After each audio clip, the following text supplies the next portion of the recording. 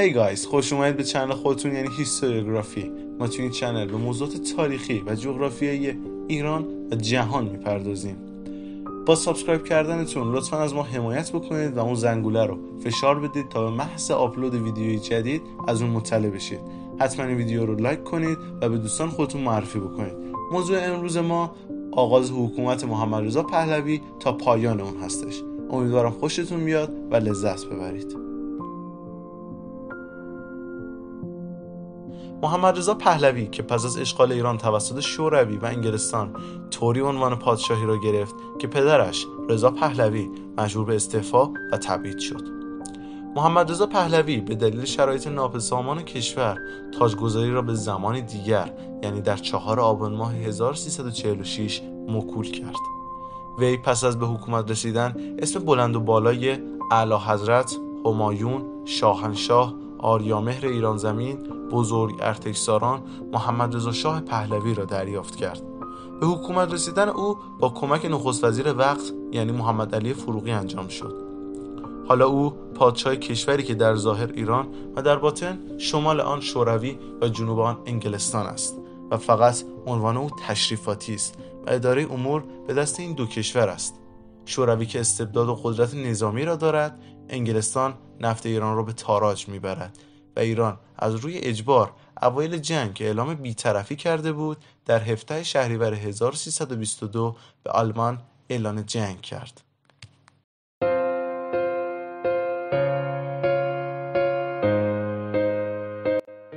پس از پایان جنگ بریتانیا طبق توافقات ایران را ترک کرد، اما ارتش سرخ شوروی خارج نشد و با حمایت شوروی قائله مهاباد و جدایی آذربایجان به راه افتاد.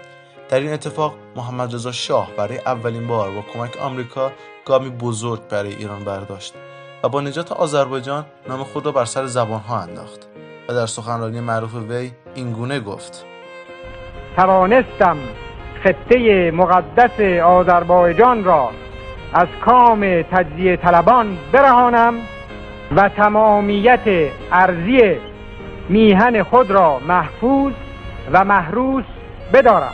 وی با این کار نشان داد راه و رسم قاجاریان را در پیش ندارد. حال میرسیم به اسفند ماه سال 1329، زمانی که دکتر مصدق نخست وزیر وقت به دنبال ملی شدن صنعت نفت ایران است. او به دادگاه بین‌المللی که رفت بر روی صندلی نشست که روی آن نوشته شده بود بریتانیا. نخست وزیر بریتانیا که این اتفاق را دید با لبخندی تلخ به قاضی نگاه کرد و گفت: آقای قاضی، این فرد آنقدر سواد ندارد که بر سر جای من نشسته. مصدق ایستاد و گفت: آقای قاضی، من سواد دارم، ولی من 10 دقیقه سر جای یک بریتانیایی نشستم. و او اعتراض کرد: بریتانیا سالهاست نفت ما را میبرد و ما نمیتوانیم اعتراض کنیم. و در پی ادامه جلسه نفت ایران در 29 اسفند ماه 1329 ملی شد. مصدق جای بزرگی در قلب ملت برای خود باز کرد و تا سال 1332 نفوذ زیادی پیدا کرد، به قدری که حامیان وی به دنبال حکومت او و برکناری شاه بودند. اما در کودتای 28 مرداد 1332 ارتش شاه و حامیان شاه که بسیار بودند و با کمک CIA از آمریکا و CIS از بریتانیا حامیان مصدق را سرکوب و با شکست مصدق و تبعید او همراه شد. بعد از این اتفاقات شاه به دنبال بیشتر کردن درآمدهای نفتی رفت و به دلیل اشغال ایران در آغاز حکومت به دنبال تجهیز ارتش شاهنشاهی بود.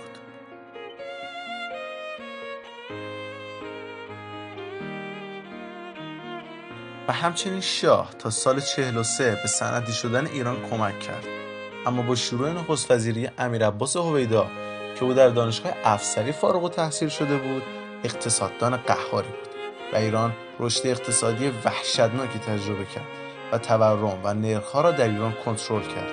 هرچند درآمدهای نفتی نیز بی تأثیر نبود و رشد اقتصادی 2 رقمی در دوره وی تجربه شد و تورم زیر 10% شوکی برای مردم بود.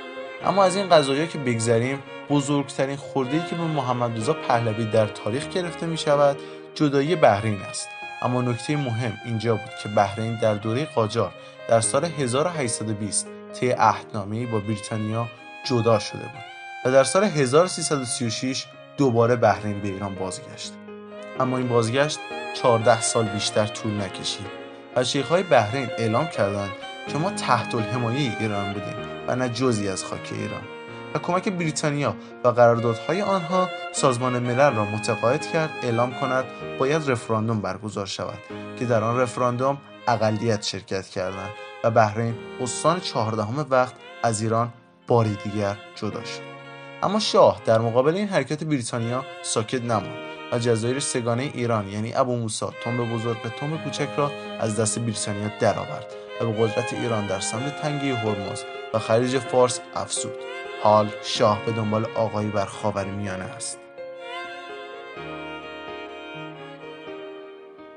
و شاه با رابطه خوبی که با نیکسون رئیس جمهور وقت آمریکا داشت قراردادی با او امضا کرد که بعدها به چک سفید امضای آمریکایی یا نیکسون برای شاه معروف شد که صدای سناتورهای آمریکایی را درآورد. طی این قرارداد نیکسون اعلام کرد هر تسلیحاتی که شاه ایران می‌خواهد به استثنای اتم به او بفروشید و شاه که فرصت را غنیمت شمرد دست بر F-14 گذاشت که بهترین جنگنده دوران بود. شوروی با حضور این جنگنده در تهران جنگنده‌های خود را از آذربایجان دور کرد.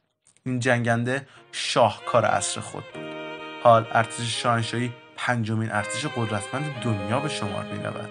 وقتی اسم ایران در خاورمیانه می‌آید لرزه بر تن اندام همه می‌اندازد. حالا که ریال ایران ششمین ارز معتبر دنیا به شمار می‌رود و با میزبانی بازی‌های آسیایی در ورزشگاه آریامهر که در زمان خود جزو 10 ورزشگاه برتر دنیا به شمار می‌رفت و قدرت سیاسی نظامی اقتصادی ایران، روابط ایران با سایر کشورها رو به خوبی می‌رود و پاسپورت ایران قدرت وحشتناکی می‌گیرد. در همین حین شاه اوپک را تأسیس می‌کند و سردبیر آن یک ایرانی قرار می‌گیرد و با نفوذی که در اوپک دارد تأثیر بسزایی بر تعیین قیمت نفت دنیا دارد. حالا نوبت ایران است بریتانیا و غرب را به زانو درآورد. غرب از قدرت عجیب ایران واهمه دارد. شاه برای رفاه مردم نیز برنامه داشت. از تغذیه رایگان برای محصلان مدارس تا حقوق به تمامی دانشجویان و تحصیل و درمان رایگان میتوان اشاره کرد. حال ایران متحد آمریکا است و نه نوکر آن. از اهمیت شاه به مقام زنان در عصر وی نیز به اعطای حق رأی به بانوان در 12 اسفند 1341 میتوان اشاره کرد. این در حالی است که در سوئیس زنان سال 49 حق رأی پیدا کردند و اعراب حاشیه خلیج فارس به زنان بی احترامی میکردند چه برسد به حق رأی. در سال 56 که شاه در اوج قدرت به سر میبرد کارتر و بریتانیا از قدرت او خسته شدند. در همین حین مهره اصلی شاه به دست خودش حذف می شود یعنی هویدا. بعد از هویدا تورم سرسام آور می شود و شاه که فردی مغرور بود از او برای بازگشت به نخست وزیری دعوت نکرد و همین سبب باعث شد قدرت حامیان خمینی در ایران بیشتر شود. شاه قصد کشتار نداشت و غرب آمریکا می گفتند از او حمایت می کنند ولی در چاپخانه هایشان عکس خمینی را چاپ می کردند. سرانجام شاه در دی ماه 57 از ایران رفت اما بختیار هنوز مانده بود و بختیار به حامیان شاه اجازه حضور در خیابانها را برای جلوگیری از جنگ داخلی گرفت و اجازه منهدم کردن هواپیمای خمینی را نداد و او نیز با این تصمیم‌ها به اجبار رفت. ایران ماند و دموکراسی با طعم اسلام. چو ایران نباشد تن من مباد، بدین بوم بر زنده یک تن مباد. در ادامه مصاحبه ای از شاه درباره نظر آیندگان درباره وی را تماشا می‌کنیم. How do you think future generations of Iranians will view your 37 years? The truth and the reality of history could not be kept always in the shadows. That is impossible.